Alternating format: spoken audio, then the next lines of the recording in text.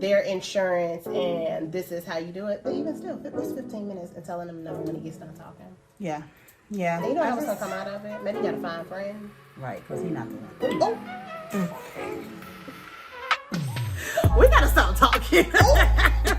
I need to set this up before this comes out. I mean, not that he watches it, but if he's trying to get to know me. That was the end me.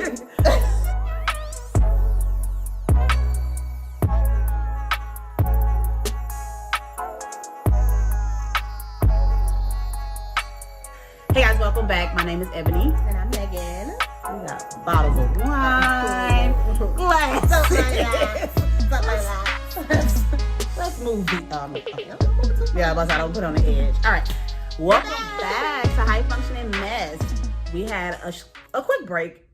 I felt bad though because I was like, we just got on iTunes and it's like, let's take a break. Yeah. But we had a quick break, but now we're back. So we're gonna start with how have you been this past week? Functioning Mess. Past 2 weeks. I don't really remember what happened the week before, so we won't go into that. This week has been cool. It's been very productive, so I try not to complain if it's productive. Yeah. We got some sunshine today. It's one day of sunshine. Yeah, it's very productive. But yeah, I mean, that's the gist of it. It's really just work and trying to be social, trying to make sure I make time for people that love me. That's good. I called my mom today. I know that don't sound like a big deal, but I've been neglecting my mama, and I was like, let me call Charlene. Let me check on her real quick. Let me check and see how she's doing. She was so happy to hear from me. That's awesome. It was like 7 o'clock in the morning. It's like, why are you up? Separating clothes. Right. And you're so... Being so productive. At 7 a.m. I'm like, why you get all this stuff done this early? So productive. How have you been? I've been functioning this week. The week before was a mess, but I've been functioning this week. And functioning meaning I worked and I was functioning. And kind of like what I said the last time, like with everything going on, I've been functioning. Yeah. So, all things considered. All things considered. And so I decided, because I said that last time and it was kind of vague, and okay, just make sure I'm good. And so we skipped last week because my dad died. My dad with the one leg. Ebony, I can't do this with you. So my dad died the Saturday after we recorded the last one. So that's why y'all were able to get a podcast that Wednesday, because we actually had recorded the day before he passed. So I don't know. That was that. I thought I'd be good. I was like, oh yeah, we can record. And Megan was like, oh, okay, let me know. I know. I didn't even plan on it. I may have slick made plans. She already had something to do that. Slick. I was like, she's not about to record. Just who feels like it. Yeah. I thought I'd be good, but I wasn't. It's okay. So. I think that's the more important thing, is that it's okay to take time off. Right. Yeah. And so, you know. Yep. Even if it's to do nothing. Even if, because I literally that Sunday, because everybody's been trying to get me out the house because I isolate when I'm going through stuff. I called her 3 times. I called her once and texted her twice. She denied me each time, and I was like, I'm gonna stay in the house, thanks. But the day you called me on Saturday, when you asked me about breakfast, one, you know, I eat breakfast, and then two, we had some stuff going on with family. I thought we went before. Have we not been before? We were supposed to go. We never did. That's why I brought it up. Let me know next time. Let me know next time. I told Mel, I said, oh, Ebony hates me. She said, or. She's going through life. I was like, oh, okay. Yeah, I don't. And the thing is, like, typically when people invite me, well, obviously this is a different week, but when people invite me places, you know, I always try to like. And that's what told me was like, I was like, which of course I'm trying to do both. Yeah. Right? I'm not just trying to like steal your time. I was like, just in case she's been in the house, let me try to see if she wants to. No, I appreciate it. And to be honest, I expect each time I called or text you or whatever. Actually, I think the time that I called you, I should have wrote it down. It was about the podcast. Okay. I mean, I was gonna check in with you obviously as well, but something happened that I was like, oh, we should. I don't know what it was. So even if we talk, I probably wouldn't remember. I literally. The night of the repast or whatever, so we had the funeral and then everybody came back to my the house I grew up in actually, and we all hung out, and like the next day people were like, yeah, we talked about that on yesterday, and I was like, remember? I had no recollection of any kind, and I was like, I ended up getting drunk. Was it the margarita but machine? I wasn't. Yeah, we did have a margarita machine at the repast. But no, it was before, like, it was conversations before we even started drinking, and I was like, I have no recollection of these conversations. Apparently, I thought I'm certain that that's functioning, but I wasn't. Yeah, I think a blockage is probably a part of, because you're just going through the motions. Right. Like, I remember seeing people. I remember laughing. I remember having conversations, but I think that's good though. That you remember the laughing. You remember the, No, yeah, we had a good time. So that's what was going on. He had been sick, and I don't know, even when we talked about the leg thing. Okay, I'm gonna stop making jokes because I feel like I'm about to make another joke, and people are gonna be like, "Why is she so weird?" Somebody told me your sense of humor is so morbid. It's dark. It's how I cope, guys. It's how I cope. But yeah, when we talked about the leg thing, and you were like, "He can still walk it on the aisle," and I was like, "Nah, it's probably not." But that's another story. That's because I knew it was coming. So, but it sucks because it's my daddy, and I am a daddy's girl to the core. Like, yeah, I wasn't pissed, but I realized after the fact that I was not in the program. I didn't have a picture with him in the program. I felt sometimes, but I didn't get a program. I also did the slideshow, and there were lots of pictures of me and him, so there's that. And I was gonna add more, and somebody was like, "Oh, my best friend came in town," and she was like, "I mean, I get it, but also there are other people in your family you might want to like not put every single picture that y'all taking together in the program." That you took pictures. Yeah. Can I tell you, I have 2 pictures. Oh, really? With my father. Are y'all? So I found out through this process that people are not pictures. I had 700 pictures that people sent me. I had to sort through 200 and something pictures of my dad.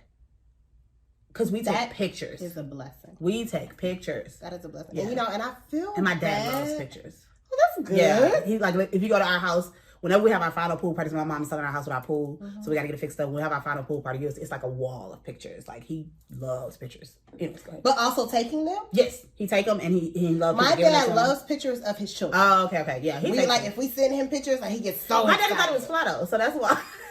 You saw him That's with the fro and the bell bottoms and all kind of stuff. That's what it was. He thought he was fly. He said, "I'm fine." He go ahead and take all a photo the pictures, right? I think that was honestly my thought process, or it was a thought that I had at the service was I gotta stop allowing him to. I need to invade his personal space a little bit. Make him take them. And I feel bad for my mom because I think I've mentioned this before, but my mother's mother, they lost their childhood home in a fire and everything. They salvaged maybe some stuff. Yeah. So like they have the same photos over and over again that they like share and that they like hold close to them because they don't have anything. And so my mom was a big picture taker.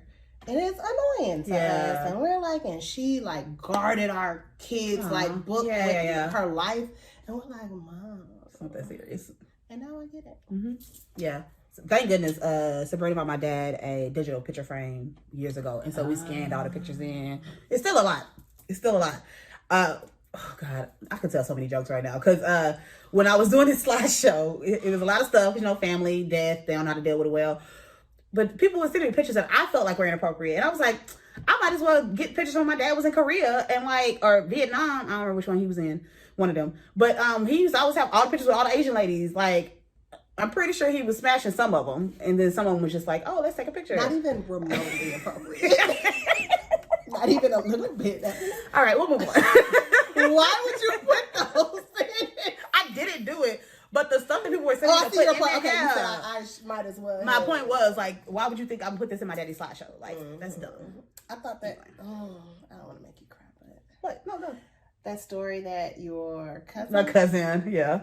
Got up. I think, and I didn't know his dad, but that story was amazing. That was amazing. Like, and it let me know who he was as a person without even have ever met him. Yeah. Wait, the one about the car. Yeah. When we were kids in the car and. No, not the Which one? Not being pulled over. The one about him wrecking the car. Oh, that was my uncle. Your uncle. So my dad is my biological. He's my grandfather, but he raised me. He raised me. I was there from the time I was in my mom's belly until I was 25. I don't know. I went back home after college. I went back home because he got sick, and I was like, I can't. I was supposed to go get to a PhD program, and I was like, nope, my daddy's sick. I'm going home. So I moved back in. So I lived there. So he's my dad, but he was my biological grandfather. So anyways, that was my uncle. That's my uncle wrecked his favorite car. And for him to be that calm and still not raise his voice, and that to be his response, and I'm more concerned that you're still here. Ain't no, especially black men. I'm just gonna call it what it is. I'm not, and that's not a bash to black men at all, but just that more loving than disciplinarian, more loving than, you know, that's just not, it's just not typical. It's not, you know, a bash or a shade. It's just not common, I don't think. Yeah, it wasn't, because even in our neighborhood, he was the neighborhood dad.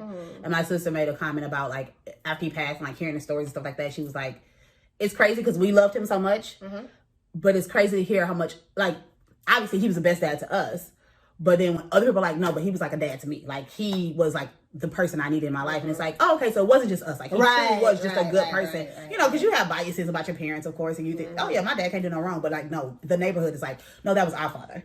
And he took care of all of us. So, you know what's so interesting? It's like, that's almost like, especially for your mom, like, that's, and that's Brenda Butcher, mom. Yeah.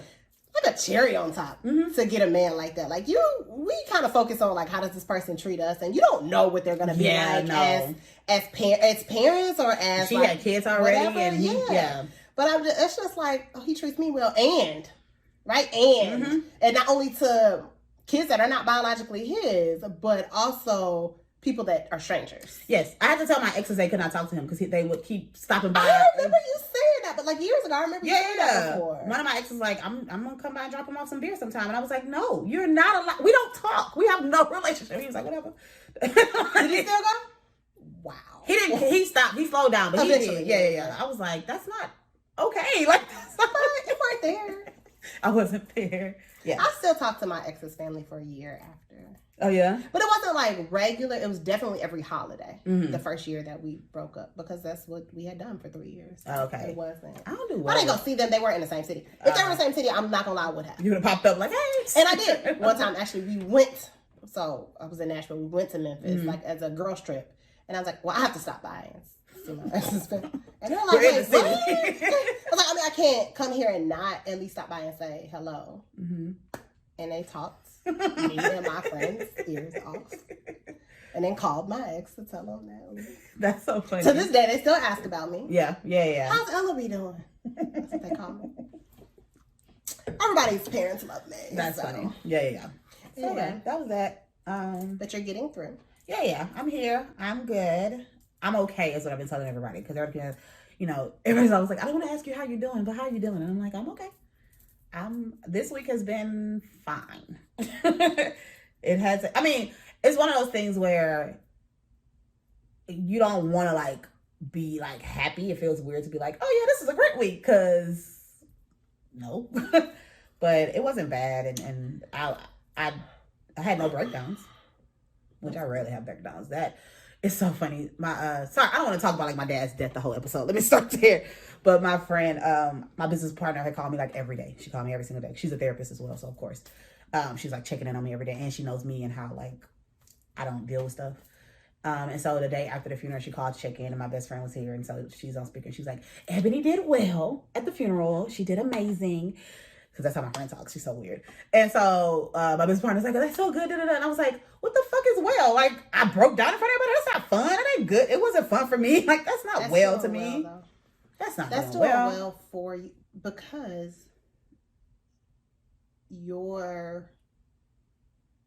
what's the word? Insert.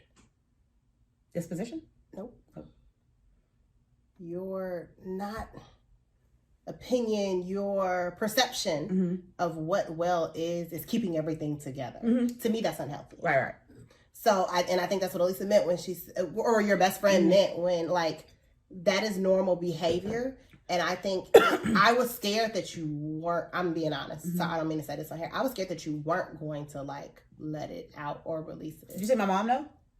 She was sitting next to me, was my niece and then my mom. You saw how she did it? That's where I get it from.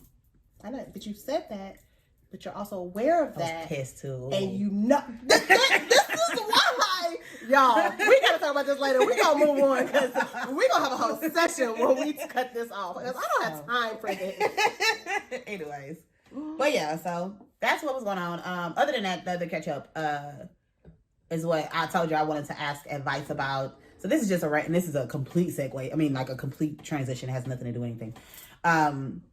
So if y'all don't know by now, I think we're on episode like 6 or something. 9.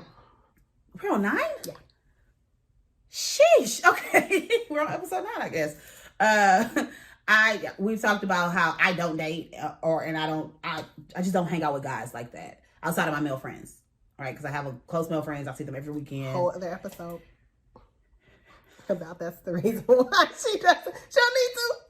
Yes. So, somebody reached out to me on LinkedIn, which is a professional site, right? So it was weird because I typically don't do like the whole like, let's meet up for coffee. Let me pick your brain. I don't do that and it's not even like I used to do it, but then it became so overwhelming. And I hate that I used to do that to people. Now that I realize I'm on the other side of it, I'm like, damn, you shouldn't have done that to other people. Because it's a lot. And it's time out of your day. And it's time that you be using towards your business, especially when you're an entrepreneur. So this guy reached out and was like, asking, he said he likes what we're doing as far as one of my businesses. And, he wants to go meet up for coffee or a drink.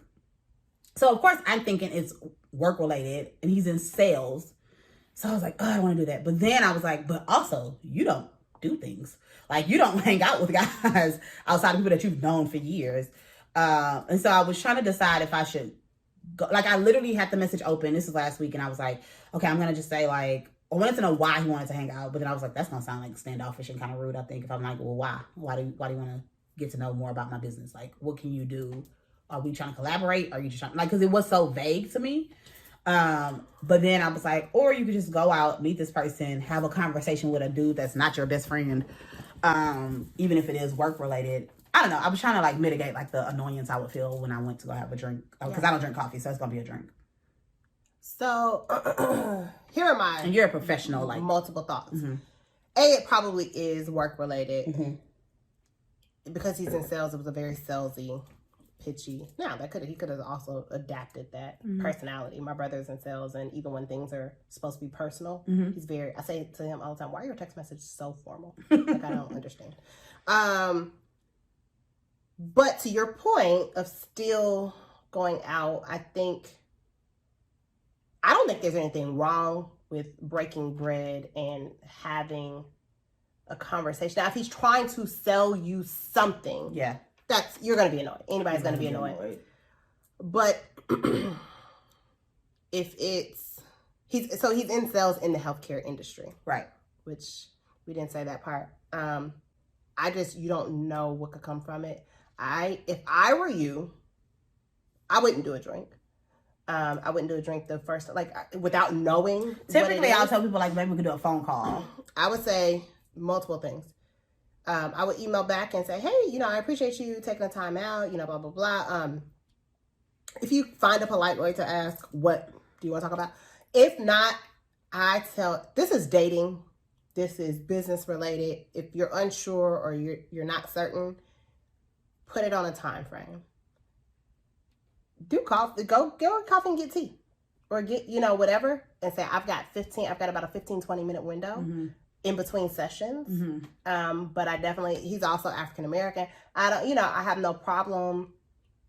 You don't know what it is. You don't know how you could be helping a person. Maybe he has a quota and he has to meet up with a certain number of clients. Right. And you're just helping this black man out. And you saw him and he can write it down and you can tell him no thank you. Politely. Yeah. You don't have to give him tons of time. On the flip side, you don't know what could come out of it. Maybe, I do think he's trying to sell you something. And the fact that his page is so vague, I was trying to see what incels he And that's does. what I was trying to figure out. What does that even entail? Like sales? I had some assumptions, which I would never, it wouldn't even apply to me. I don't know. I don't know. And I'm trying not to I know I'm very quick to write people off, just in general. I think also people see, I don't know if we've talked about your other businesses and what your other whatever are on here, but when I say they are polished and it looks like you have a whole that's kind of conglomerate behind you. So I could see that he assumes that you own your own business and you have other therapists underneath, I could see that would be his assumption, that maybe he's trying to sell you a software or sell you a, or to get you to partner with Blue Cross. Yep. I said healthcare already. Yeah. Whatever. To the 19 people that watch it. So maybe he's trying to get you to partner and add them as, he doesn't know whether you take insurance or not. Yeah. Maybe he's trying to get you like, oh, do you have this as an option? Maybe he looked you up and saw, oh, her name's not listed. And maybe that's something that they do. We don't know. I don't know. Maybe they try to sell to people to convince people to take their insurance, and this is how you do it. But even still, what's 15 minutes and telling them no when he gets done talking? Yeah. And you know what's going to come out of it? Maybe you got to find friends. Right, because he's not the one. Ooh. Oh. We got to stop talking. I need to set this up before this comes out. I mean, not that he watches it, but if he's trying to get to know me. That was the end. Me. Okay. Anyways, yeah, I guess. I overthink things. It's typically much easier when somebody's like, can I pick your brain? Or can I, I'm like, nah, I ain't got time for that, or no. If you want to do a phone call, why do I say no? Mm-hmm. Because a lot of times it's, can you tell me how you have done what you have done? Can you give me the blueprint? And I don't mind giving the blueprint if it's like we have a relationship. Like my friends know. I tell everybody, if y'all need something, let me know. Like if you need help with anything, let me know. I have relationships with y'all. When you're a stranger and you come to me and say like, teach me the blueprint, I don't have time to teach you the blueprint. Like I literally have to. And it's not something that can really even be explained in a 20-minute conversation. And it's one of those things. My blueprint may not work. My blueprint it may not work for you. I don't know you, so like I had one friend, we'll say friend, who asked me the same thing, but we had already established a relationship. I was so annoyed, but I was like, okay, we have a relationship. We're not really friends yet, but she had moved here. She did a really good job of continuing to reach out to me. We went to brunch and we kind of catching up with each other. She was like, okay, I did want to ask you about the business stuff, but before we start, your neighbor cute. Oh, okay. She said, but before we start, how much is your consultation fee? And wrote me a check at that moment. And I was like, oh, okay, this is how this is supposed to go. And then we talked, and then I ended up coaching her for 6 months. So it's one of those things where it's like, I can, if we meet and you ask me a couple questions, cool, but like to sit down, because people just want you to tell them so they could take notes. That was very polite of her. I love her so much. And we're still cool. Like we'll still go to lunch now, even though I'm not coaching her anymore, because she quit her job and went into private practice. If nothing else, it lets you know I see your worth. Yeah. And I'm going to make sure I give you what you're worth. Right. She's really big on investing. I'm going to invest in myself is what it is.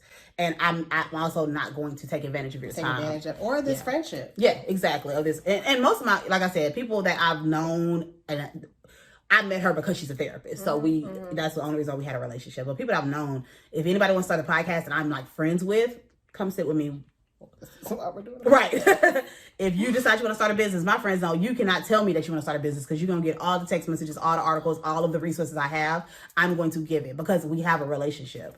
So yeah, it was, I don't know. So that's why I was kind of like, I guess, going back and forth about it, was because I don't know you. Do I want to spend 30? And I know it sounds fucked up, like it's just 30 minutes, but I also know that we often do things that we don't want to do, especially women, because we don't want to be rude or we don't want to make anybody upset and all that kind of stuff. And so I'm not into that. I do what I want to do. Yeah. That's it. So maybe don't respond and see if he writes again. If he comes, I don't know if you saw this. Mine is a little different because of the industry that I'm in. I have 18 of those in my inbox a week. Not necessarily asking to go meet in person, but somehow just they want to connect. I hate to say this, but it's people trying to get something from me because, but I recognize that it's the industry that I'm in, and I get it. You want to know, even when we have our own, people want to work for the company that I work for. Right. So right now we have like vacancies, and they're like, it's people that do the same thing I do that are reaching out. Hey, and it's like, I feel bad, but I appreciate also my director removes us from everything. So like, I've referred my friend who's looking right now, and I'm okay with that. That's fine. But like these random people, hey, I applied for this position. Do you have any tips? Or like, I can't give everybody tips and tricks, and I'm trying to do my job, and I can't, and I don't know. And maybe you're not even interviewing for the same client that I work for. I don't know what to tell you. Right. I don't know what to tell you. So it's that, or they're trying to get on at the client that I work for. It's just, and of course, you don't see when you're icing those. Yeah. When I'm on the market, icing those. them. I'm just so far removed because I'm no longer technically a recruiter anymore. Mm-hmm. So it's like, I can't even respond. I don't have time and I can't respond to you. So, but there were a lot of people that have sat down and broke bread with me, Black, white, male, female, that just their advice alone, I'm not going to waste anybody. I'm not going to take, I'm humble enough that if you're a stranger, I'm not going to take your time to ask you for real time. Right. I'm going to say, do you got 30 minutes at 5:30? Yeah. On your way home. Can you talk to me on your drive home or like whatever? But I understand people are busy and they have lives. And I really do. Like every year, every school has. Oh yeah. You were telling me about that. They have to do an assignment where they meet a therapist and they have to like interview them. Literally a couple years ago at my friend's dad's funeral, on the way to repast, I had to do a phone call to do this for this one because it's an assignment, so they have a deadline. So I try to, I do try to do a little bit of that because I understand, and especially because most of the time it is minorities, because it's not a lot of us in the mental health industry. So I try my best to like be available. It's a lot though, because it's always like 20. And so, anyways, I tried to find a way to or you should go, okay, every year I'm gonna do 5. Right. Well, my goal is to do the video, which I found out may not necessarily work because everybody, you have to. Well, it depends on the school. Some schools, they want to like see that you've actually talked to that person directly. Oh, so they want to see y'all on the video together? Yeah.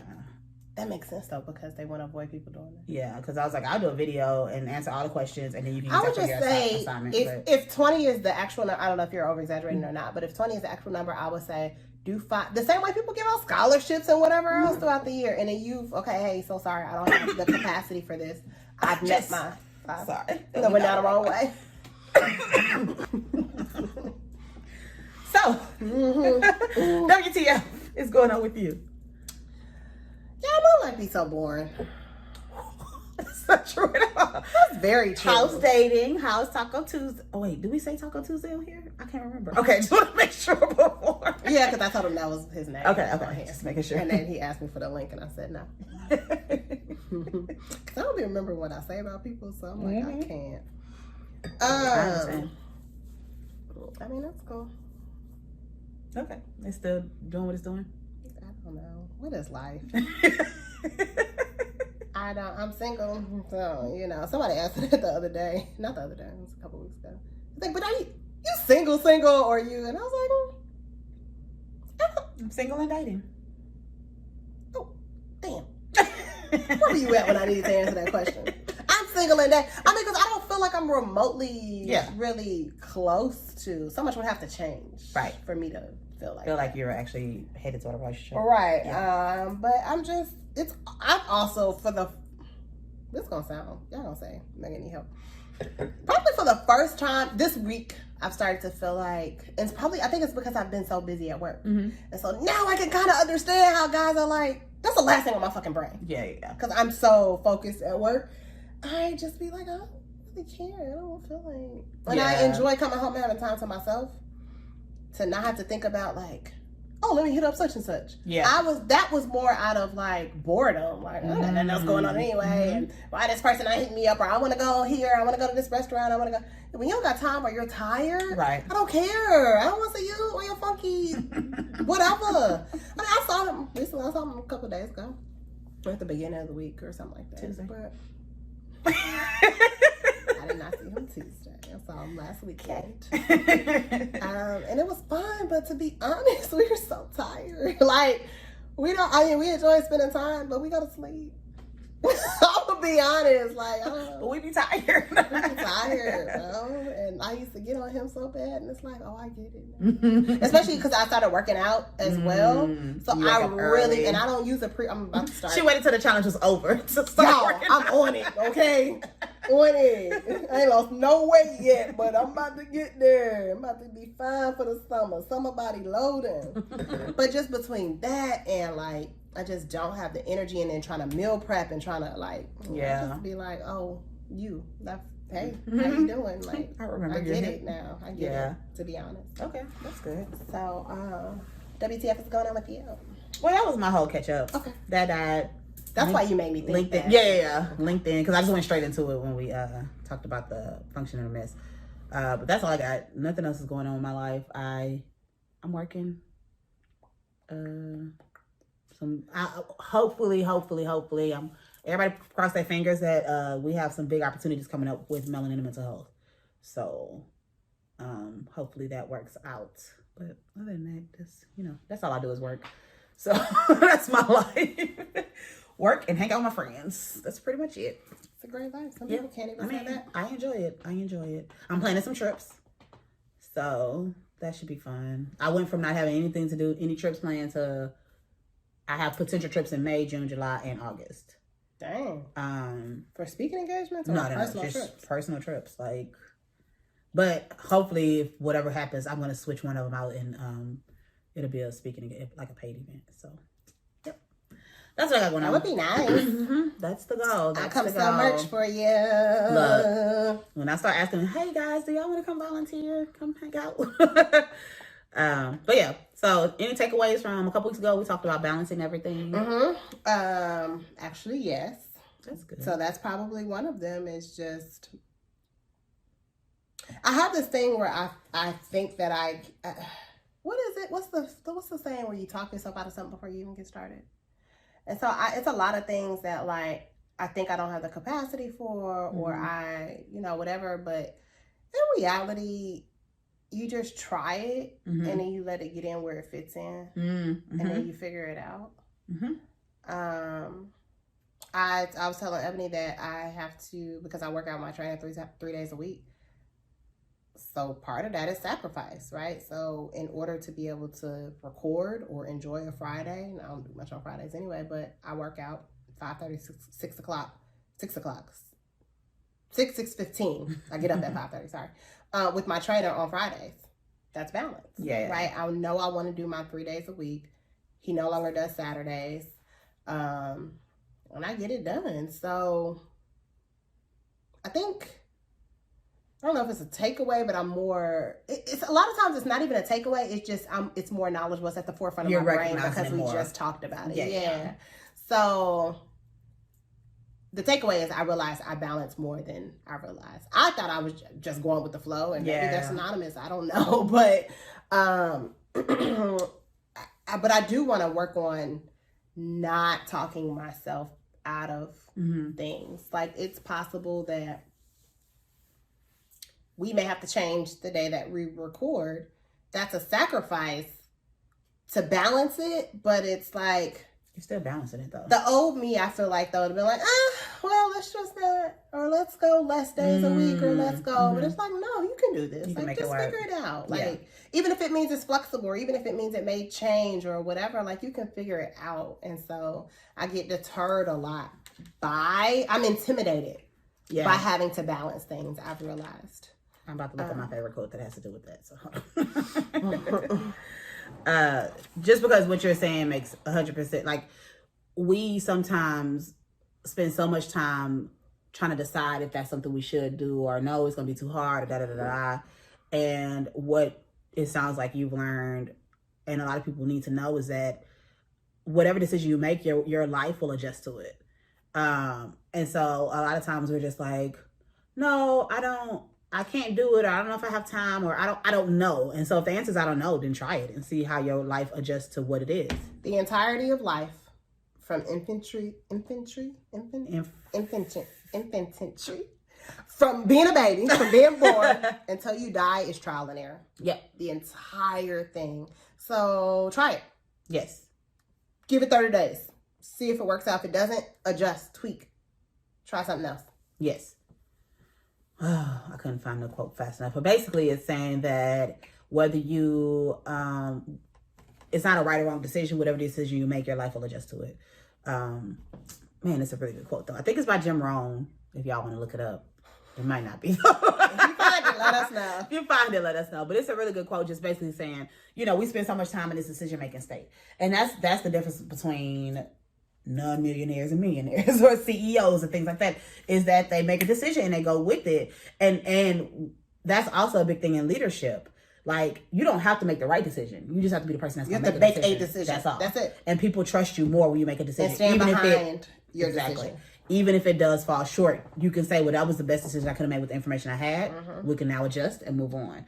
But when you're in this constant space of indecision, people don't trust you, and you don't make $1 million. I don't think that's true. I'm just saying. The interesting thing is, now that you're talking about this, I think about, okay, you know what I learned about myself? I'm also a Capricorn, so maybe that means something, maybe it doesn't. The type of men that I'm attracted to,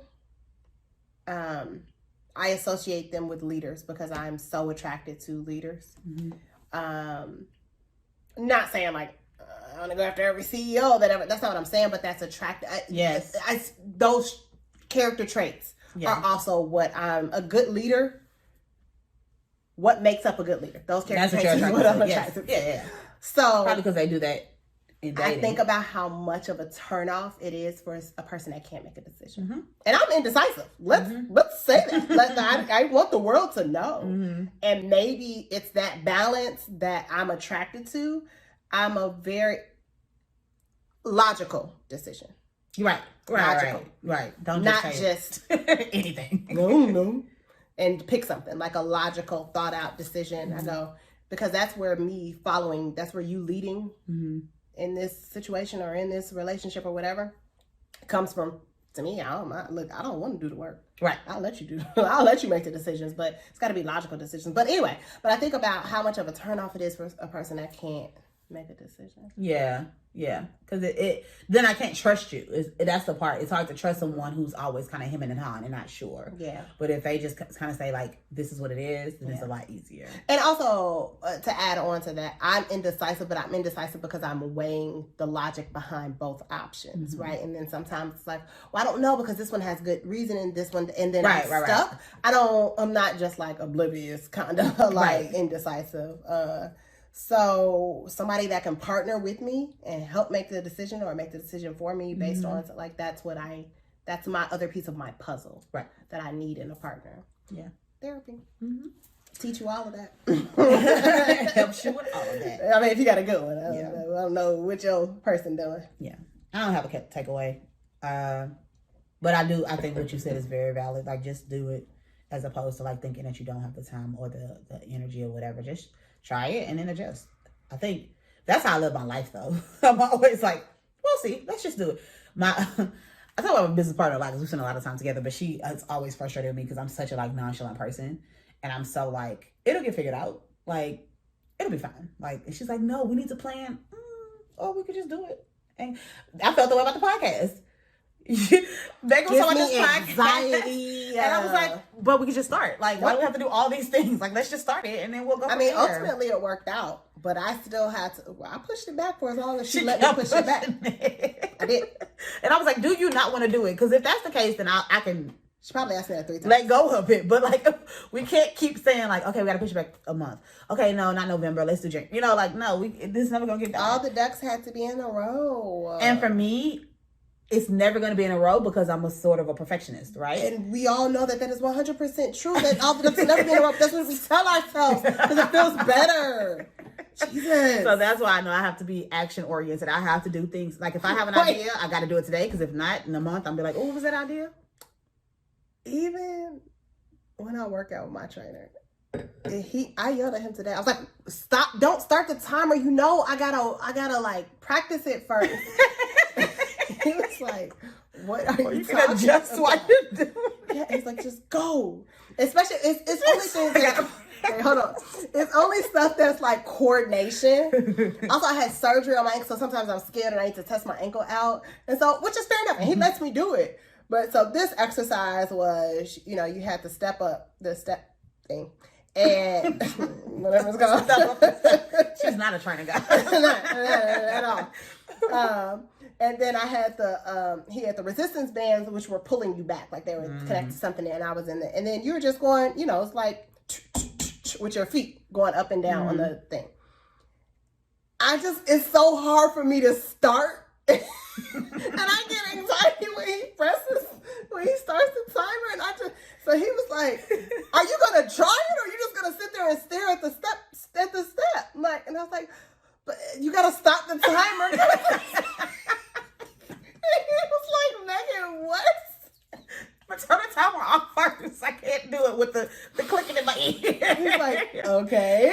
And he stopped it. No, it was on his watch. It was on his phone. So you couldn't even hear like a tick, tick, tick, tick. It was just that I knew that it was happening. And then I was like, I did it. And he's like, that's perfect. Can we go? And I was like, okay.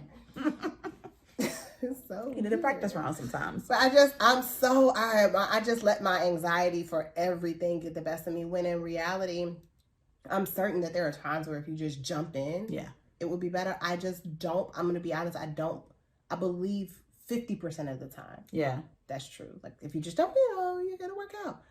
But I think there's another 50% of the time where that's not true. Like 80, 90. But the thing is, even if it doesn't work out, that's no, fine. because it could not be. Okay. It hypothetically. 10% of the time is not fine. Right.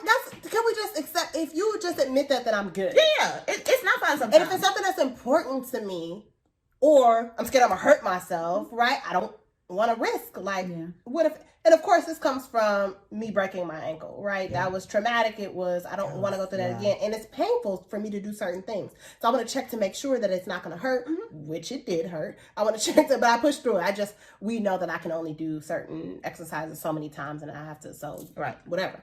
But I don't want to just go in and then I fall. Yeah. And then whatever. And of course, you got PTSD. I do. Yeah. Oh, real life. And it had just walk in and just like, and I'm also pigeon-toed. So this makes it even worse because I'm not what's it called when you drop stuff? When you're uncoordinated. I'm not a clumsy person, but because I'm pigeon-toed, yes, I fall. I've fallen down steps. I've, whatever. Because I've fallen up steps. I can't, my feet just be crossing over each other. I don't know what to do. So I have PTSD. So anyway, and also, it's not a lot of things that I've tried that have failed. So I don't know why I feel that way. Yeah. I don't really feel. But you might try things that are safe too. Oh, that's what it is. I don't take risks. I'm a Capricorn. That's where I was going with that. I'm a Capricorn. And that is a true thing for us. Like, that's why we all corporate America ladder. You don't find too many entrepreneurs unless they just got money to blow. Yeah. And they'll try something in because it's not really a risk, to be honest. Like, you can lose money, but you still got other money. Yeah.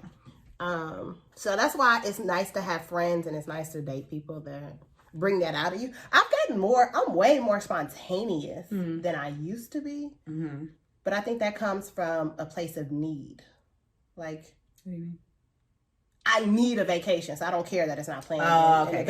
It's like, or what else can you be spontaneous about? I thought you were going to say, like, I need to hang out with my friends, so if they just ask me last minute, I'll go. Oh, I've always done that, because that's not, but like, or a date. Or as long as I'm free, Okay. So, I don't know what point it cut off, but the phone just cut off. And then we had a whole 20-minute conversation. And then we had a whole conversation after that. So, we're just going to start with the topic now. Hopefully, y'all heard all of Megan's catch-up. I didn't have a catch-up. Not a catch-up, takeaway. So, anyways, topic. Today, we are talking about code switching. I don't even know how to start. Like, it's interesting because we had talked about it for a couple weeks. Just like possibly in a topic, maybe we'll see. And then there's been an article going around on Facebook. Like, I saw like 3 different people post it in my groups, and then our third host, Mallory, posted it. And so I sent her the article just because we have been discussing it anyway outside of the podcast. And so that is what we're going to talk about today, is code switching. I should have had the article pulled up. That would have been so smart.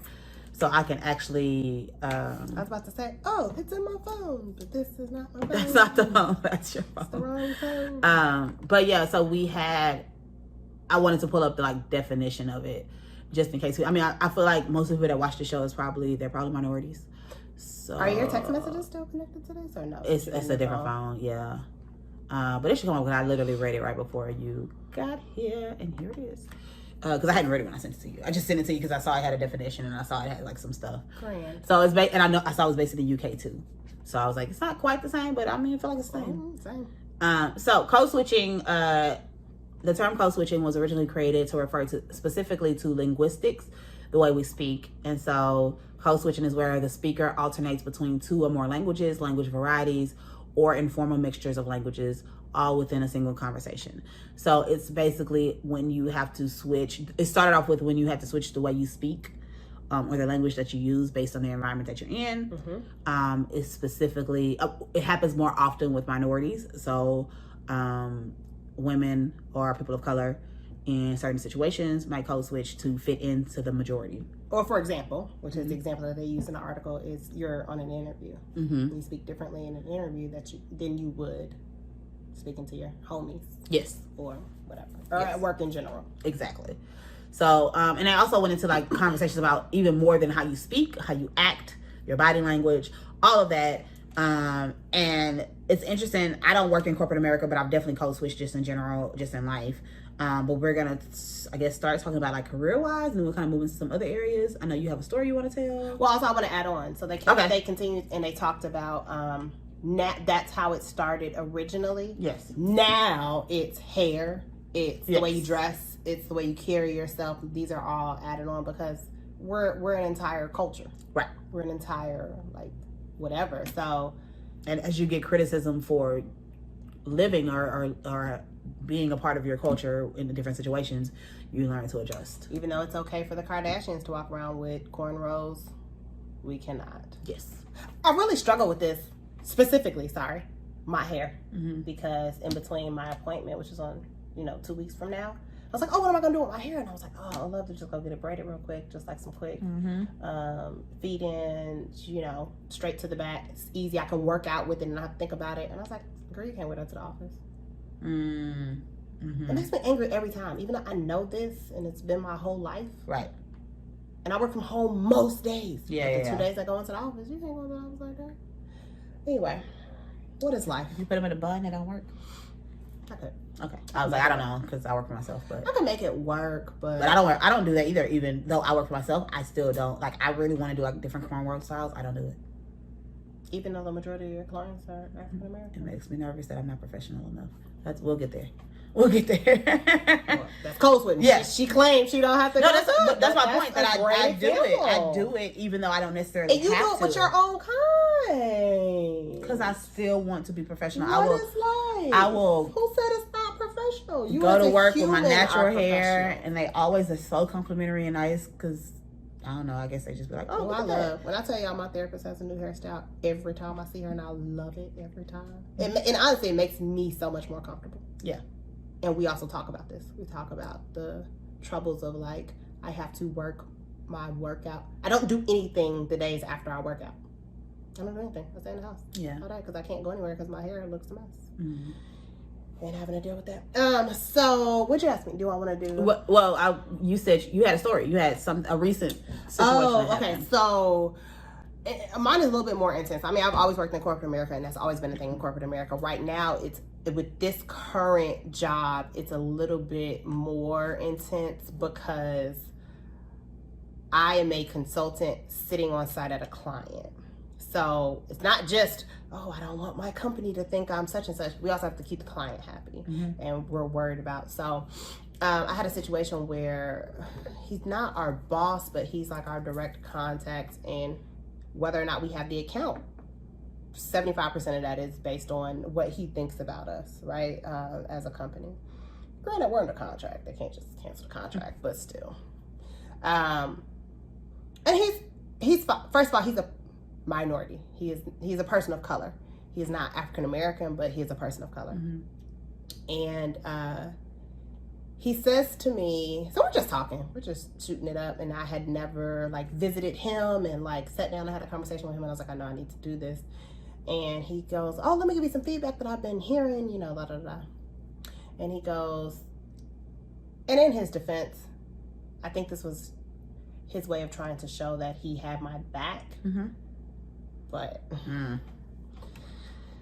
and so he goes, I've heard something, like at first, I heard, oh yeah, she's doing great, we get stuff done, our stuff, gets, all our numbers are met. That's as much detail as I'm gonna go into for you.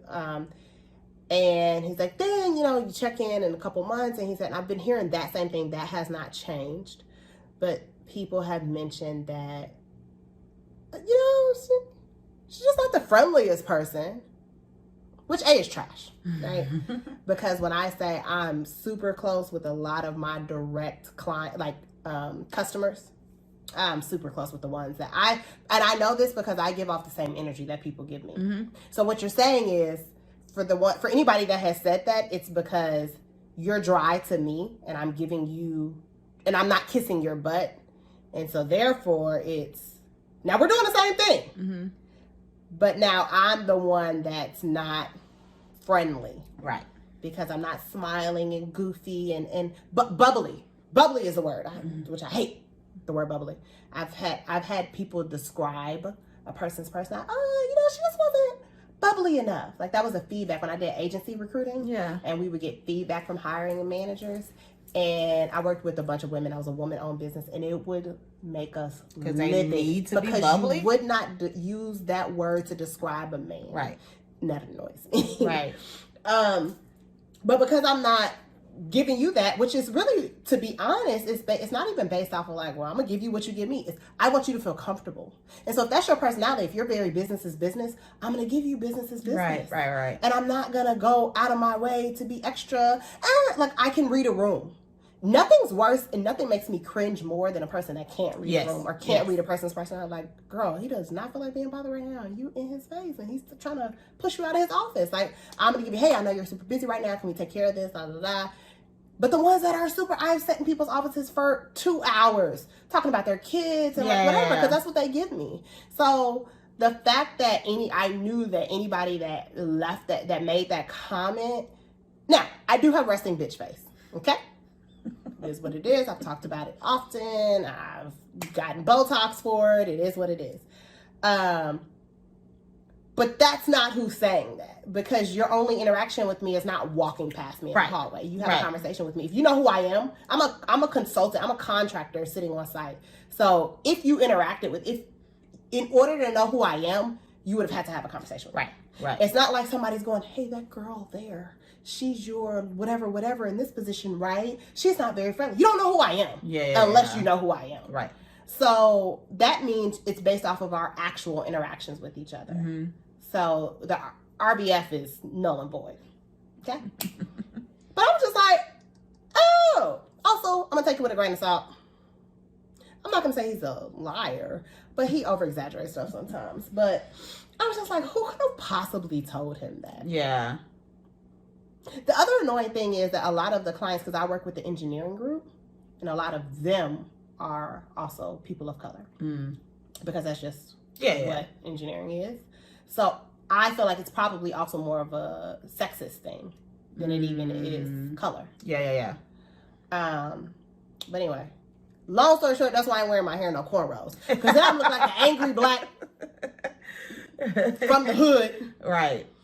So, but it's annoying. And it really makes you just want, Ebony would say to become an entrepreneur, I would say marry rich. Because I don't have time, okay? We look at things differently. I'm trying to do both though. I'm trying to do both. Yeah. So that was you needed to be different. Oh, they expect you to be different for you. But I do. But in a general, like that was my example. That was my story that happened to me. That was just last week. Mm-hmm. But I'm trying. I know for sure that I have two different voices. Mm-hmm. But my professional voice, in my opinion, right? You may ask other people, and that's okay if they feel differently. I don't think my professional voice is white. Mm-hmm. I think it's just professional. Mm-hmm. I use correct. Like I get real lax. I talk real fast when I'm, just me. And so because I know I talk fast, because I don't enunciate all the time, to me that's my lax voice because it's lazy. I talk lazy. But if I answer the phone and it's a work call, my voice, I don't feel like it turns white necessarily, quote unquote. Mm-hmm. I feel like it's just professional. I slow down my talk, but my tone is my tone. You can still hear that I'm black through the phone. I think back in the day, it was more, hi, this is Megan. But I also don't like my voice. Yeah. So it was more so me just trying to change my voice in general. But I probably did think that you were supposed to sound. But I will answer the phone sounding just like this. This is Megan. Mm-hmm. Still.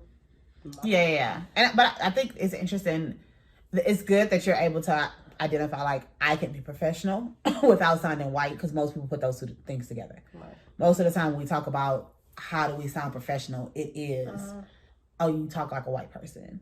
Yeah. So yeah, I don't know. That's interesting though, because when I was younger, my mom was like, y'all need to make white friends so I can talk like white people, like the white people, which is so funny because all my friends told me I talked white, but my mom was like, you need to do better. So it's a whole thing. I have the same story over here. So my parents married, my dad married my stepmom when I was like 5, and they are from the west side of Chicago, and I grew up in the suburbs, and my dad's from the south side of Chicago, which is a little bit, I'm not gonna go into that. But the west side of Chicago, if you know anything about that area, is the grittiest of the gritty. So when we met, mind you, I'm 5. But I'm being teased by my siblings. You talk like a white girl. You talk like a white girl. Right. And it pissed my dad off because he worked hard for me to have a neutral voice. Right. He purposely raised his kids in the suburbs. So, my name is Megan. Okay. So he named me. Let's put 2 and 2 together. And it's just, he just wanted me to have a shot. Yeah. It's not, he's black as power. He walk around with a Malcolm X shirt all day long. Like it's not that. It's just, I want you to have a shot. Right. So what do you do when you're 5? And you're told that from 5 to 10. You try to change it, yeah. You adjust. And so it annoys my dad. I see him sometimes cringe when I get a little bit too ratchet, because he wants his sweet little white girl sounding. Right. All my friends were white, and all, you know what I mean, with the exception of like one, which was my best friend. She was black, but the rest of our friends was white. We were also kids, and we didn't care about color. Right. We just really didn't care. And I talk about people that's around me, but also if I'm getting made fun of, I'm gonna adjust. But it sucks. But I think that's what frustrated him: the fact that you're made fun of is in the household. Yeah. Definitely. So anyway. I was just agreeing. Bless you. Yeah. I was agreeing that we had this very similar. Right. Yeah. But as far as professionally though, obviously I work for myself. I haven't always worked for myself, but for the most part, I've always had some type of entrepreneurial stuff going on. But it was being professional has been a journey for me, because in mental health, there aren't a lot of people of color. I say that, but thank goodness I have found so many because we all kind of congregate together because it's necessary. But when you're in school, it's typically a handful of y'all, depending on when you're in grad school, when you're working toward licensure, it's very few black people, and just in general, like when you're taught about professionalism. So I went to a school for engineering. That was my high school, and so I knew that engineers are more casual than the like business suits and all that kind of stuff. But it was still like, this is how you are when you're a professional. I only went to school in the South, which is a whole different level of like what you're supposed to look like when you go to work. So working for myself. Talking about undergrad or grad? Well, both.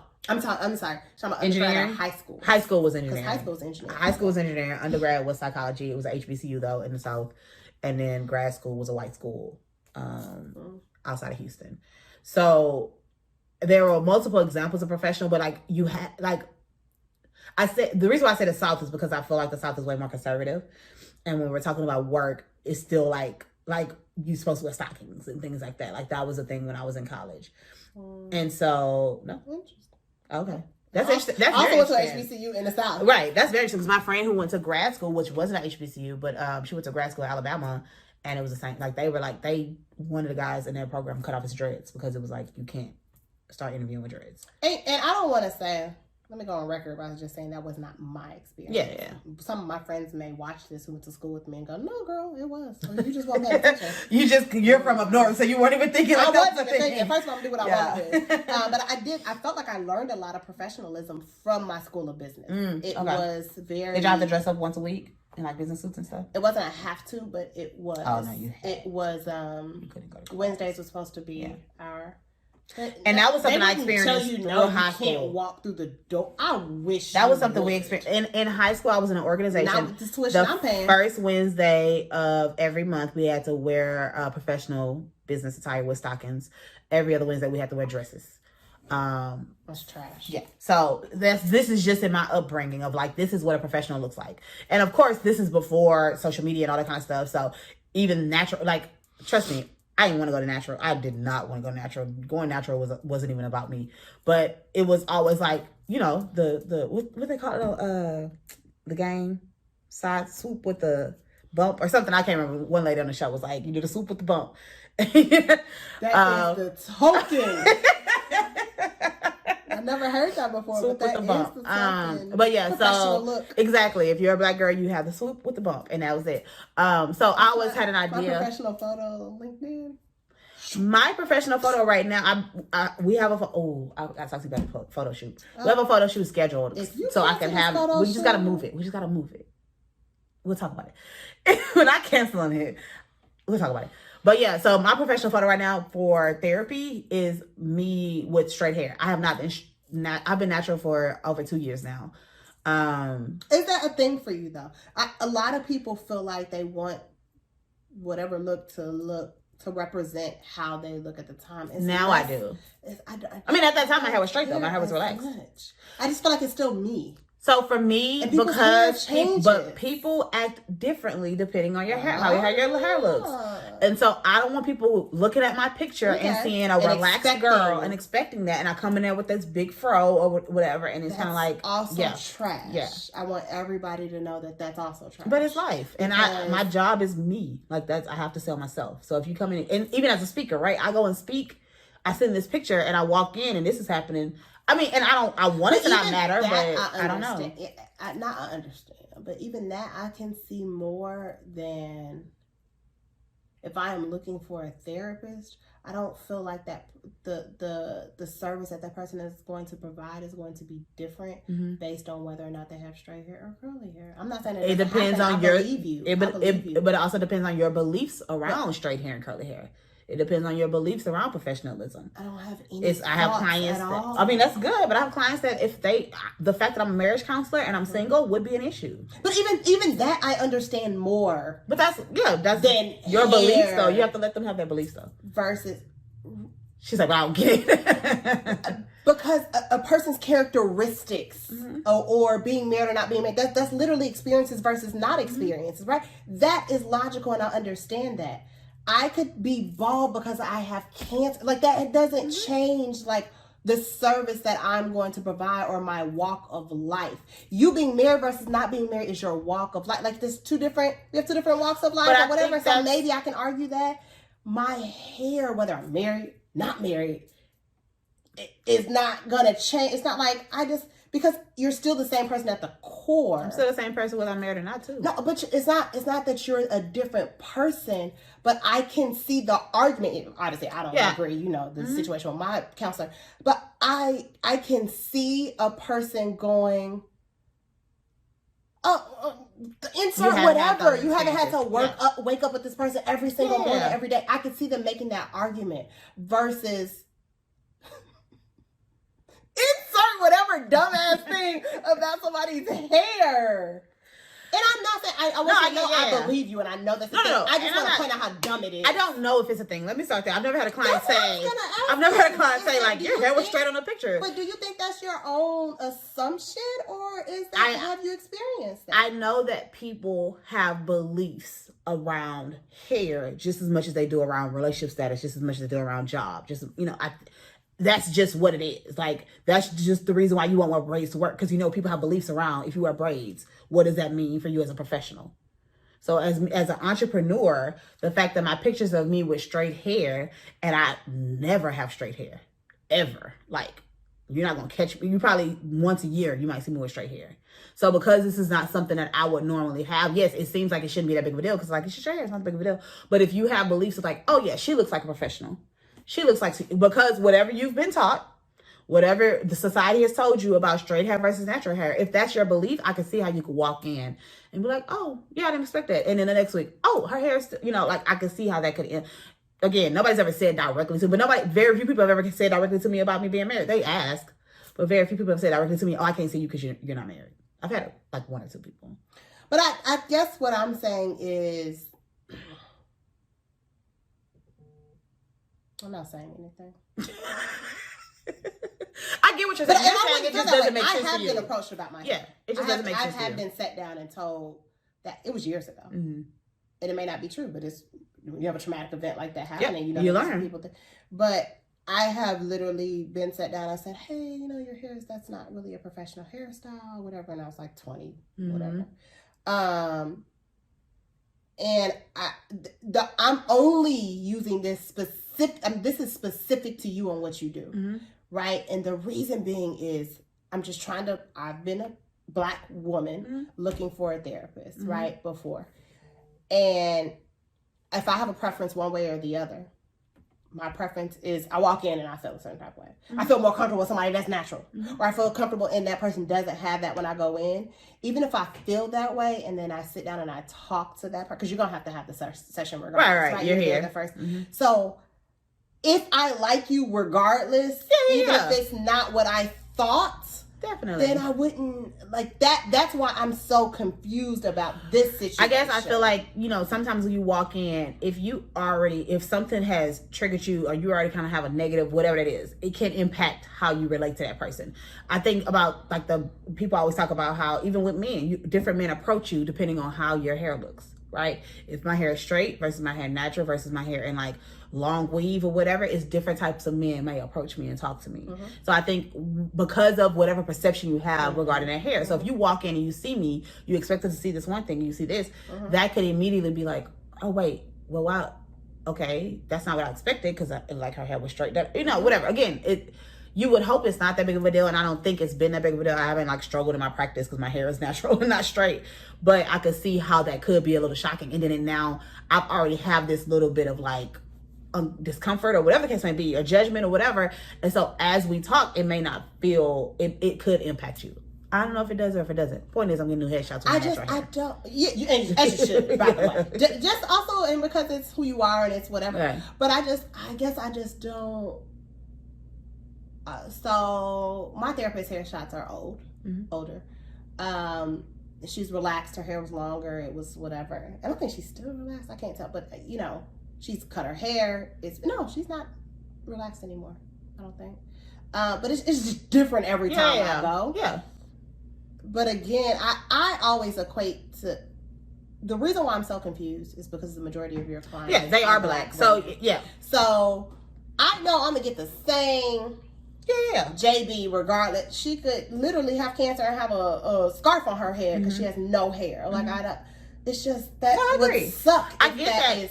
After they got to know me and if they like me, then I don't think it would matter. But I'm saying if the first session is right, if the first session you're already kind of shook, and let's say I'm not on my A game that day, and then they be like, I can't talk to her because she was already faking it with her relaxed hair. I don't know.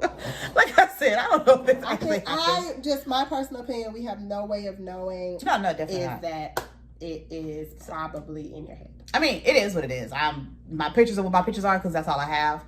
And my hair looks like it's gonna look. A lot of people even if they have that bias, they keep that deep.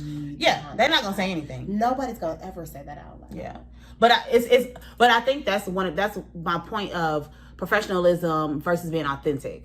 Where there are things that because you've had certain experience or you've been taught a certain way, that's in my head and it may not exist. But that you have that preference. Exactly, but it's there, and so then that makes me very cautious. Like even the way I dress at work, I can literally I have a t-shirt on and workout pants. I can wear this to work. I work for myself. It's not that big of a deal. Like I have a friend who is a therapist. That was a good, because now I just got it. Now I just got it. Because you might not, I could still be the same person, have the same grade, but I'm wearing workout pants to work, and it's still like, that might not be quite it. But so I think you have to. And I'm also coming from a place of like where it's 2020, where you only. Can I tell you something? Can I admit something on camera? Sure.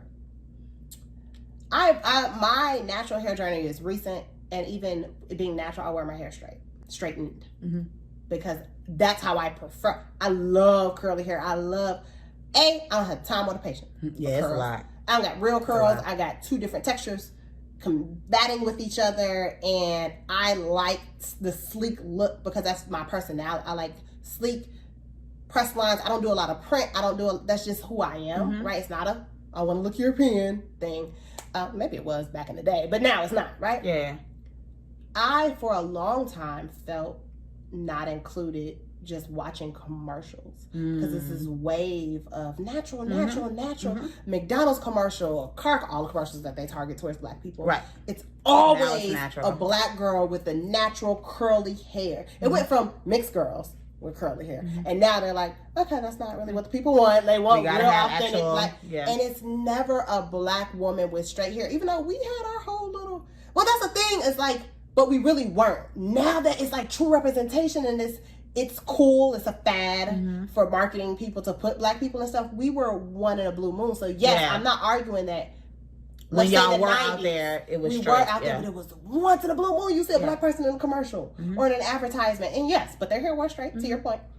Now we're all over, but it's only the natural girls. Yeah, that's all over, and I felt very like not included or not Black enough or I felt that people assume that I wear my hair straight because of the Europeanness, but in reality, I'm learning my hair. I don't know how to do my hair when it's natural. I have no clue.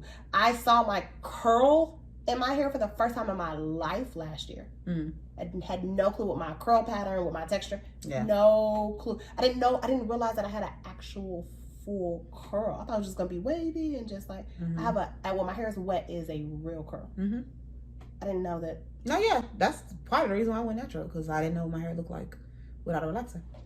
And I was like, oh, I guess though. Like now that I think about it, my mom said it looks just like. Oh, so yeah, nobody. And my mom's been natural her whole life. Oh yeah, no, but she didn't know how to do my hair, and everybody judged the fuck out of me when I went natural. So, but yeah, I think it's important to. For me, what I've learned in my whole career is I do need to be authentic, right? I need to be myself. And it has shifted hair or how I dress or even how I speak to my clients. When I connect to my clients more, it's because we're literally talking like I'm talking to you, you know? Like it doesn't have to be like I'm still giving them information. I'm still helping them, but I can talk to them the same way I talk to my friends, and it makes a complete difference. But all that to say, that doesn't mean I get to be completely lax because I still have a business. And while I've seen other people with businesses that are able to do that, and it works, and that's fine. For me, I know for me to feel like I am at my best, I have to put more effort into like, how do I look when I go to work? How do I dress? You know, like I'm not the most fashionable person. I'm working on it. But it is, I think it is important. I don't want to have to, I don't have to code switch per se, but I am finding that line of professionalism versus whiteness. That's what I was about to say. I was about to ask you, like, this is my personal opinion, and feel free to disagree. To me, code switching doesn't fall under the category of professionalism. Like, professionalism is one category. Yeah. It's when you cross over that line of, first of all, what do you consider professional? Yeah. Is it just mimicking all the things that white people do? Yeah. Because that's not. Yeah. First of all, white people. Oop, I can't say that. How about that on national television? Or on a video podcast. And if you know me and how I talk, you know it's my favorite phrase that I was about to say, and that's very mean. It's not true. But the people that I work with are very specific, and they're very entitled, and I think they're the opposite end of the spectrum. They're not who we should mimic or mock. But professionalism, I think, is okay. Yeah. But you have to figure out, like you said, where that comes from. Yes. How you determine what's professional and what's not. To me, you don't wear a mini skirt to work. Yeah. You know, but that has nothing to do with your voice or with your or customer service. But your tip for this, though. Oh yes, is a real one. Okay. Code switching is sucky at times, right? And nobody wants to feel like they can't be their authentic self when they are in different spaces where they are the minority. But do not lose your job trying to be authentic. You have to do what you have to do to pay your bills. You have to do what you have to do to have a career and a living. So yes, it sucks, and we didn't even get into like the full conversation about the different areas that you code switch. We'll probably come back to this just like we'll do every other topic. But that is not always the space to try to prove yourself and prove I should be able to be myself, and it shouldn't be an issue. Sometimes, yes, and it's great when people are the example and they pave the way for people, but be careful. So we had this debate. Mm-hmm. We went back and forth about whether or not we were going to talk about hot topics on this podcast. Mm-hmm. I'm about to bring up a hot topic. Okay. I've had this debate many a times with friends over the last week or so about Love is Blind and Cameron and Lauren. Mm-hmm. And whether or not she is being her authentic self when she talks to him. I've had many people say that when she's doing her own whatever's to the camera, she sounds like a chick from Detroit. Really? She's professional and she's like amazing and we all love her, but it sounds personable. It sounds like your homegirl that you're sitting talking to versus her voice when she talks to him. My argument is, I think it's still a form maybe of code switching, but I would categorize it more so under the equivalent to being professional, not necessarily talking white, quote unquote. I think when you like somebody or you want somebody to like you, that's what I was about to say, yeah. Your voice gets real girly and it gets yeah. I think it's just think that would be a difference of that. I mean, I guess technically that's still kind of code switching, but it's more of like, I think people about dating feel that way as opposed to him being white. Right. Right. But if he was black and her voice got real, but also devil's advocate, I feel like when I date, I'm real. It depends on how much I like the person and what our vibe is. Mm-hmm. If we're buddy, I am still very like, bruh, and like there, you know, versus like somebody that I kind of like really like and that's not our vibe and our vibe is more flirtatious than joking and playing around with each other. It gets higher, it gets dainty, it gets damsel in distresses. Distress. Just one. Ish, but I was trying to say damsel in distress. Okay, got it. But it gets tricky when you have 2 glasses of wine. But it's amazing. It's a lot of people that said that. And I was like, is that really how you feel? Is it because he's white and so now you have an opinion about it? Yeah. But but that made me think about it when you're talking about other areas that can show up. It definitely shows up in different spaces. It's not just work. So. The other, which I thought was a great example that I feel like both of us, I can't remember who came up with it. When you go to restaurants and you're with your friends and you're enjoying, you haven't seen them in a month and you're catching up at brunch and you are worried. Yes. About being the colored loud table. Black table. Which is why I love filling derricks. And all that. That's why you go to black businesses. You don't got to worry about it. You don't have to worry about being uncomfortable, Lord. Yeah. But I can't tell you how many times I have shushed my friends. I can't tell you how many times I'm like, not even thinking about it, but it's just like, y'all out. Calm down. Nobody says anything to the whole table of Anglo-Saxons right over there that are kikiing and on their 4th bottle of wine, and nobody says anything to them. They don't get looks the way we get looks. They don't. Yeah. I just don't feel like dealing with it. Yeah. But that's why I'm happy to be living in 2020. And you got all these black businesses that you can support. And when I tell you, you could be over there laughing with your friend. I've been at like a Phil and Derek's or something like that for brunch, which is the black owned. I guess that it's black owned. Okay, I was gonna say, what if they weren't? Which is like a black owned brunch, like buffet place, and it's bottomless mimosa. So you can imagine what that looks like. And they play like trap music, or if not trap music, the old school like goodies, like the real like cookout old school, like remind you of your parents. And I have been out with my friends in an environment like that and looked over, and it's another table, like laughing at it, like y'all having a good time, or like seeing what we're laughing at and just connect. It's just a different. I love being black so much. I wish y'all knew. I love it. That goes into my second tip. My second tip is to find spaces within that space of minorities. So like I said, when I was in grad school, it was a handful of us that were minorities. Guess who I talked to the most? A handful of people, because we felt like we could have certain conversations and we could talk to each other and we could. So I didn't feel like how many hours I was there that I was always the only one by myself. I was able to connect with other people that understood my experience. And if it doesn't exist, coming from HR, I'm telling you, ask if you can create it. They're not gonna tell you no, because then they get a lawsuit for this. They'd be scared that they get a lawsuit for discrimination. It's a lot easier working at a larger company, right? I work or network with people. I work at a super huge company, and there are groups for every minority. Employee research group. I learned about that recently. I've never heard of that before because I've never been in. Exactly what they are. Corporate America. So it's for Black people. It's for women engineers. It's for Asian people. It's for Indian people. It's for whomever, whatever. Because they don't got no choice. They have to have that because they have to make you feel like you're supported, even if you ain't. Look, that's a whole different story. Yep. But employee resource groups. But your next point, I don't want to jump over that, even if it's not at work. Network, you said. Oh, yeah. Sorry, I was like, what? She's tapping me. I'm like, huh? Yeah, so even if you're not at work, to network with people that in your industry or that have those same experiences, or just make sure that you create and find spaces where you can be your authentic self. If you can't be, because unfortunately, this is just life. You cannot be 100% yourself in every situation. And at home, on the couch. In general. That's when you could be 100% yourself. But I remember I had a therapist, supervisor type lady that told me, she was describing a mental illness, but she was saying everyone has like who they are in different situations, right? With my family, I'm like this. With my friends, I'm like this. At work, I'm like this. Like I cover up all of that. With my relationship, I'm like this.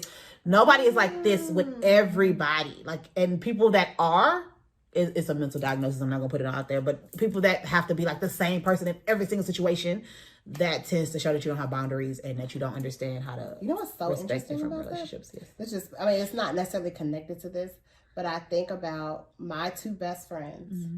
I am.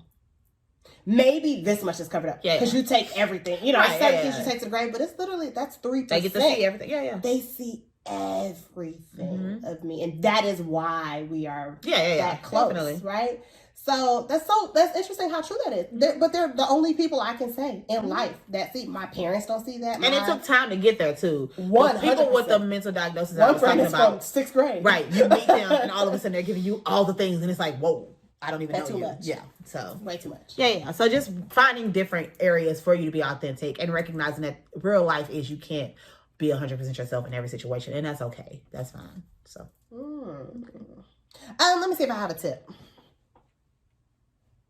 Oh, maybe that was my tip. The employee research. No, that was yours. I just you added on to it. Yeah. I wasn't thinking about employee because I don't even know that. I didn't just find out what that was. Okay, I was saying my coworkers that I hung out with at my jobs are always the minorities. And I always so I just piggyback off of that. But that they're actual groups. That and I mean, I don't know how much this will help you, but even if it doesn't exist, so lean on your friends and talk about that. Yeah. Like everything doesn't have to be the funny meme or what Cardi B is doing. Be okay and open. Yes. To just let it out and talk to your friend. If you're not gonna go to therapy, that's our number one solution for everything. For everything. But if you're not gonna do that or with that, right? Because therapy is only so often. Sometimes we have those brunches where that's what it is. Mm-hmm. And I told you I've had that tough conversation with one of my really close friends who's not a person of color, who used to feel left out, that she wasn't invited to brunch and invited. And I had to explain to her, like, this is my space. For us, this is a safe space. Like sometimes we just need to vent about being Black, living in corporate America. I mean, living in America, working in corporate America, and we need to let stuff off our chest. And I don't want to invade anybody else's personal space. I'm not saying I'll keep that in mind, and I'll try to invite you to things that I feel like won't be that heavy. But specifically brunch, black girls love brunch. But specifically our brunches are for that. Yeah. Like, let me tell y'all what happened this week, and maybe it's only 5 minutes, 10, 15 minutes of that meeting or of that meetup, but we want to be able to have it. Yeah. Yep.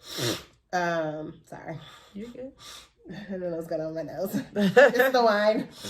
But so those are good tips. Those are good tips. All right, this is a long one. I said that the last one it wasn't that long, so we'll see. No, it's long. All right, so we're gonna do a quick challenge check-in. Obviously, we missed the first week, like we were supposed to do. But how did you end up February with your workouts? I mean, you got a trainer, so I started. I think the last week. Yeah, it was the last week of February. That's good. It's better than nothing. Yeah, definitely. I didn't do anything. I was depressed. So well, we're about equal. Yeah, I started stronger than I ended. But this week I have started back because we talked about this earlier. Like, time's about to change. It's been sunny in Houston and like 70 degrees. It's been wonderful. So I've been doing more like walking. I typically walk like a couple miles around my neighborhood, and I could walk. Yeah, on weekends. Okay. Yeah, let me know. It don't have to be the same day. It just could be dependent on our schedule. Yeah. Saturday or Sunday. Because by you, let's go meet at the You can be here. We can walk over there. It's literally 2 blocks. Is it? Yes, I walk. I don't drive over Houston there. At all, y'all. I've been here for 7 years, and I'll be so. Yeah, if you come over here, It's literally 2 streets over. Yeah, so if I didn't have a hair appointment tomorrow, we could go tomorrow. I got a hair appointment at 9:30. Okay, well, then we can't go Sunday because it's the day after you get your hair done. So, did you just say that? I'm just getting a halo break. Okay, I'm getting it so that I can work out and do Sunday. Let's go to Sunday actually. And we can go to breakfast. We can. We should record some of the mini episodes that we're supposed to be recording. We should go. We should record in public. We don't have mics. I do have mics actually. You got out of there real quick. I do have a lapel mic. I have one though. I don't have 2. Just sit like this the whole time. But yeah, let's do that. Let's work out on Sunday. Okay. Because I have to do something. I have not done nothing but drink, eat, and lay on my couch. So I like that plan. Yeah, I'm gonna do that. So our new challenge. So excited about it. I don't know why we're so excited. I think our lives. I think it's just gonna help us feel more like we're functioning. Yes. To be honest, I'm not even trying to be. It feels productive. So a listener of ours suggested that we do a challenge suggestion that they did, which you can also do. Yes. We've asked you, so you can do it. Is 15 minutes a day. 15 minutes a day. Where you clean. Yep. Something. Not even clean. You do something that makes you feel productive. I don't think it said clean. Oh, you think it said clean? Let's check. I thought it did. We'll check. But I'm pretty. But now that I think about it, you're probably right, because one of the examples that was listed was or that we talked about was opening your mail. You know, how people just get their mail and don't open it and it just sits there. Mm-hmm. Like, go through your mail. But to me, that's still cleaning. That's probably why I associated it that way. Oh, okay. Yeah, it very much seemed like do something that will make your life better. Whoa, I haven't checked this in a while. I'm like, what is this? I haven't read that comment. Mm-hmm. And so I actually made a list of things because I was being proactive. So I have a list of like 10 or 15 things that if I could, because what happens a lot of times when we're like, okay, yeah, we'll do that. And then when the time comes, it's like, okay, now, well, what am I going to do? Right. So I ain't going to have that issue. I got 50 million 11 things I could do. Oh, she did put cleaning. She said daily cleaning challenge or household challenge. I took it as like, just do 15 minutes. You're right. So go through your mail, clean your bathroom, clean the kitchen, voicemails and phone calls. So yeah. Because I think a part of it is pull your business receipts. Oh, girl. If it turns into something that takes longer than 15 minutes, then that's fine. That's probably encouraged. Right. And the whole reason. But if it doesn't, then it's also okay because you knocked out those 15 minutes of doing something. It ended up being longer than 15 minutes. It's probably 30 minutes where I just put my clothes up. Mm-hmm. That's all I folded clothes and put my clothes up because y'all know that's every adult, that's their least favorite chore is putting up clothes. And I had a clean bin of clothes that I'm not going to tell you how long it's been clean because y'all going to judge me and I don't like to be judged. But it was there. But I've been living out of that clean clothes bin for... Search around, find something. The majority of 2020. Whatever. Okay, not that long. I mean, obviously I have to wash clothes. Yeah. But, last 2 weeks or whatever. And I was like, put this up, girl. Yeah. That's literally on my list is the... And you know what it sparked? Which is why I like this. That sparked, I want to reorganize my underwear drawer. I want to move this. Like, I have a little organizer that's in there, but I don't like the way the organizer is set up, so I took one out. I was like, okay, I'm okay to just have my underwear out, and then I have my bras in the organizer. Yeah. And now I like it, so I'm like, this is going to change my life. Because the thing was annoying me so much, but I hadn't set aside time to, like, let me redo this. Right. So, by April, I'm about to be out here. Okay? Because the thing is, we overthink so much and think it's going to take so long to do. But if you say just 15 minutes, and a lot of times once you start, you're going to want to finish it. You're going to want to finish. Right. Because it's almost like working out. Mm-hmm. Like once you get started, your body, you build momentum. Mm-hmm. And your body is like, okay, we in this now. We're doing it now. Yeah. So I'm excited because I put, what you said, like, folding clothes. Like I wash my clothes at a friend's house because I don't wash and dry here. So I go to my friend's house and wash them. I gotta come back. We discussed this and I would really like to. And it would probably be productive. We could probably use that for our business. Yeah. Sorry, y'all. Mm-hmm. But that makes more sense. And on a day that I work from home. Yeah, because I always feel bad that I'm like, hey, but you don't have to record. Because I thought Friday would be good. We don't have to record. Okay, but just do stuff. We can get the stuff that we do before we start. I wish y'all knew how long I sit here before we actually record. We can knock that out. That's true. For the next 3 episodes, right? If you come over once every 2 weeks or whatever. That's what it would be. Because I go to his house like once a month, and I literally take all my clothes with me. And we can have food, we can do lunch and have drinks. And we don't feel pressure of like, okay, we gotta start recording, we can get stuff done. Which we used to do before we started. So we would have those. And now you can just bring your clothes. I will bring my clothes. That is great. So yeah, coming home, but I'll bring it home and it sits in my little room for 2 weeks before I put it up. So that's the 15 minutes. So what's gonna be your? Because I was thinking, I don't know why we are so excited for this challenge. I don't know why we need a challenge to do this. Y'all probably judging us. I've done it. I've done it this last week and it's been great. Like, okay, so let me ask you: do you? Because I was like, how do I make sure? Multiple things. How do I make sure that I don't forget a day? Do you set an alarm? Do you what do you do to make sure? It's different for me because I work from home a lot. Mm-hmm. So even like on days I have, but I was thinking even on days when I have clients, like if I don't have to go in at 10, I don't have to go to 12. I'm like, okay, this morning I need to do something 15 minutes. Mm-hmm. Or when I come home at night, I think at this point, it's only been a week and I think I started on Tuesday actually. So it ain't even been a full week. So I think on Monday, I thought I was going to start and I just laid on my couch all day on Monday. I mean, I worked. I did some things, but yeah. So I don't have a real strategy. I think I just remembered, and I did miss one day, and then the next day I did 2 things. So I ended up making up for it. So maybe that's the thing. Like just maybe I do it at night. Okay. So if I do it, if it's at 8:00 every night, because I know I'll be home more than likely. I mean, unless I go to like happy hour or something like that. But I'm just saying, regardless of whether I work from home or don't work from home that day, if I do it at 8 or 9 o'clock, then I can do it. The best thing about cleaning up is you can do it while you watch TV. Yeah, definitely. Or listen to music or talk on the phone and all. Yeah. I love, my friends know if they come over here, if we have like a group of people over here, I'll start cleaning. Because it's just so much better. It's so weird. But I enjoy it better when I have people here that I can talk to and like I'm not really focused on the cleaning. You say that every time too, right? As you're cleaning, anytime somebody calls her out, like, what are you doing? And it's just so much easier, It is. Like, okay. As opposed to just, because we gonna sit, I'm gonna still have a good time, but I'm doing something I don't necessarily want to do for myself. We have a good time when we come over here. We drink. We talk. We talk about the same stuff that we talk about on right here. That's what we do. And it's not like it's tons of necessarily sitting space anyway. Like an apartment is an apartment. Yeah. So you always give your seat up to somebody or whatever, and then you're still being productive. And by the time we leave, it's like, oh, my house is right. Like it's truly, this is why we want people to come over here all the time. But the thing that helps me is that I have a digital to-do list. So like literally this is the activities that I came up with. Oh. And so I pull it. It'll move from day to day. So if I go on my to-do list, it's on there. List person. I am. I love lists. And it's mine is mental. I love lists. So in the morning when I check what I got to do for that day, and it's going to say 15-minute activity. So that's going to put it on my brain. I can see it. The difference is Ebony's house is clean. She's one of those people that her house be clean and she think it's not clean, which is okay. I don't know shade to those people. I think that's your amazing. House. My living room.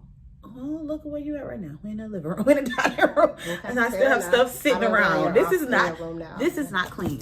Yeah, because we're on this. No, these Post-its. Girl, did you hear what she just said? Anyway, I'm excited. The majority of my house, to be honest, it's clothes. Clean. I just got to put clothes up. Mm-hmm. I think that's the thing when being messy and clean are two different, or dirty are two different things, right? I'm not dirty. I'm messy. I just have things. My sister cleaned out my room for my parents' house because my mom is gonna sell it. Not the house we grew up in, but the house they bought when I went to college. And she called me and she was like, "I'm so mad at you." She was like, "I cannot believe you." And I didn't know what was going on. I was like, "What the hell is going on? You are just like are you a hoarder? Why do you have so much stuff in here?" And I was like, I said I do that at jobs too. Whenever I had a job, I will have papers everywhere stacked up. When I quit that job, I'm just gonna leave. I'm not cleaning that up. I'm not gonna go through those things because I'm gonna want to take some stuff home. No, I'm just out. They'll figure it out. And that's what I did with my parents. Once I moved out, I took the stuff that I wanted and I just left the rest of it sitting there. I would have cursed you out too. I'm glad she did. I learned it from my mom. I learned it by watching you. Playing one more thing on that woman. I love that her. Po-po woman. But anyway, so yes, I'm excited about this. Even this week, like I put up laundry, I clean my bathroom, putting up dishes. What else did I do this week? It's such a mind fuck because I know that it's just gonna trick you. Like 15, you can't clean a whole I can't clean my whole bathroom in 15 minutes. Right, exactly. But once you start, that's all it's doing is tricking yourself into getting started. That's why I want to do mine in the evening because then before you know, you put some music on. You charge, and sometimes like I'll charge my phone and put it on Do Not Disturb, and then just. Or I'm gonna even set tasks of which, like I did this. This had nothing to do with the challenge. It was just like I'm gonna do this on whatever day. I wanted to go through. You know how in the bathroom you have like drawers and you have whatever. And I had a product drawer. That's one. And I was like, "Girl, you ain't been in this drawer to actually use anything." I was like, "Just go through that." And it probably took 15 minutes because I threw the majority of the stuff away. And now it's so clean and I actually utilize it. So that was a true 15 minutes. But let's just say clean your bathroom, right? My tub needs a deep scrub, my whatever. Yeah. You know what I mean? Like, it's just, the 15 minutes is building momentum. Yeah. So I think it's important to not, if y'all want to do it with us, I would suggest not doing it when you are on a time crunch. It's okay if you do. Right. If you do it, you still have done okay too. 15 minutes. But I would encourage at least one day of the week for it to be where you have the free time, because you're going to get started and probably want to keep going. Right. So to share the stuff that's on your list to give people some ideas in case they want to as well. Okay. So put up laundry. And I did break things down because I know I can't do a full thing. So put up laundry, vacuum my whole apartment because I do have carpet. That's a great 15 minutes. Right. Exactly. And I feel like it's not like I'm saying clean my whole apartment, just vacuum. And that's it. So probably the one before that would be pick up everything off the floor in your apartment. Oil my scalp because I'm trying to get back into like not childhood, but like when you were young, you oil your scalp because it's very helpful. We don't do it as much. I want to do a face mask because I don't do those things. I never do anything like that. Paint my nails. I don't ever do anything like that. Change my sheets on my bed, which I did that. That's what I did yesterday. Read, stretch, because my flexibility ain't where it used to be. I used to be so flexible. I put a micro workout, so not even including that in like a regular workout, but like just do like 15 minutes, like push-ups, sit-ups, squats, all that stuff like that. Pick up everything off the floor in my apartment. I have notes for my clients that I'm usually on top of, but it's very easy for me to like get behind. So my client notes and then meditate or journaling maybe. Great. So, I think those are great ones. So I feel like it makes it easier when it's like, what am I supposed to do today? Which let me just say, my apartment is never gonna be 100% clean. So I'm sure I'll find something. But if I ever do feel like, well, that's already done, then I can pick one. So that's awesome. So join us. Let us know if you will be with us doing this challenge. But thank y'all for joining us today. We'll see you next week. We will see you next week. Follow us across social media at HFM Functioning Mess, Instagram and Facebook. And if you have an iPhone or if you listen to this podcast on iTunes, you should have already given us 5 stars. But if not, do it now. And leave a comment right now. And everybody else, do the same. Okay? Bye. Bye.